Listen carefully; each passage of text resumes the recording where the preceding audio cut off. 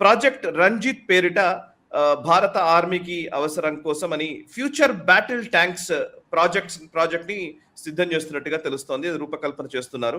So ఒకసారి ఈ వివరాలు చెప్తారా? అంటే ఏంటి ఈ ప్రాజెక్ట్ రంజిత్ ఉద్దేశం ఏంటి అండ్ ఇది ఎలా దీన్ని వర్కౌట్ చేయబోతున్నారు?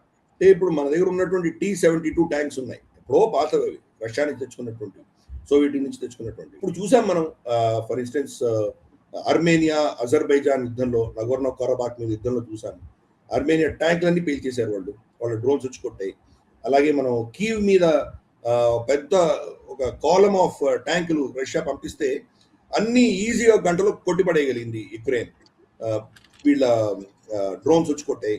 అలాగే మనకు man portable anti tank guided missiles తోటి వాళ్ళని చాలా షూట్ డౌన్ చేశారు. కాబట్టి ట్యాంకులు నిజంగా సిట్టింగ్ డక్స్ అంటారు కదా ఇంగ్లీష్ లో, వాటిని ఈజీగా షూట్ డౌన్ చేయగలిగే పరిస్థితులు ఈ రోజు ఉన్నాయి. కాబట్టి నిజంగా ట్యాంకులు పనికి అవసరమా లేదా అన్నటువంటి పెద్ద చర్చ జరుగుతుంది. దాన్ని ట్యాంకులని నెక్స్ట్ జనరేషన్ యుద్ధం చేసేటువంటి కెపాసిటీ బిల్డ్ చేసే దిశగా ఫ్యూచర్ రెడీ కాంబాట్ వెహికల్, అందుకే దాన్ని ట్యాంక్ అని పిలవలేదు, ఫ్యూచర్ రెడీ కాంబాట్ వెహికల్.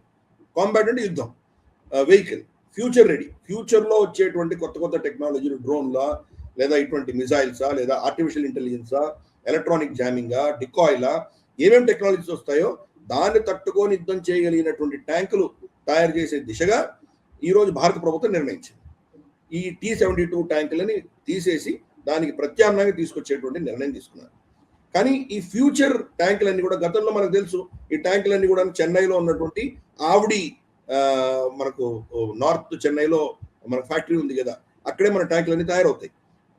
ప్రభుత్వం కాకుండా ప్రైవేట్ రంగ సంస్థలను మనం ప్రోత్సహించాలి అని చెప్పేసి ప్రభుత్వం నిర్ణయించింది.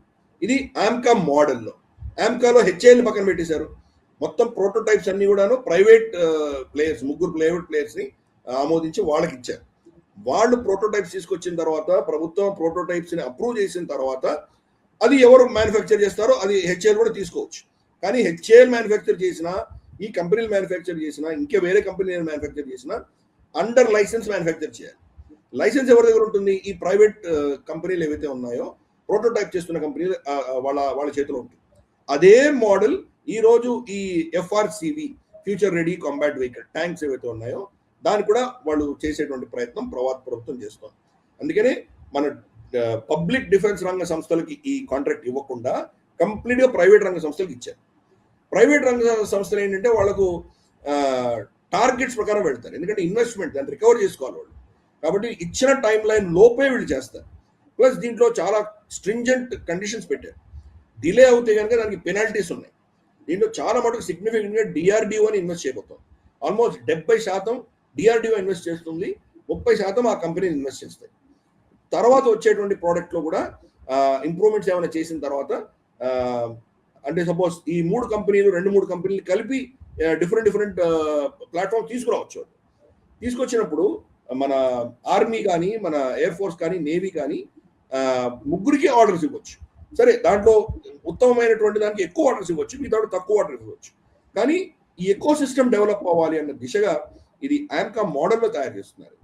ఇది కూడా ఒక ఫ్యూచరిస్టిక్ థాట్. ఇది ఇవన్నీ డెవలప్ అయ్యి మనకు ఫీల్డ్లోకి వచ్చి టెస్ట్ అయిన తర్వాత మ్యానుఫ్యాక్చరింగ్ వచ్చేసరికి కనీసం అంటే 3 నుంచి 4 సంవత్సరాలు పడుతుంది. అది బహుశా 2030కో ఎప్పటికో ఫస్ట్ రోల్ అవుట్ అనేది జరుగుతుంది.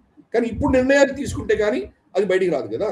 అది కూడా ప్రైవేట్ రంగ సంస్థకి ఇచ్చేసరికి టైం బౌండ్ ఇది రాబోతోంది.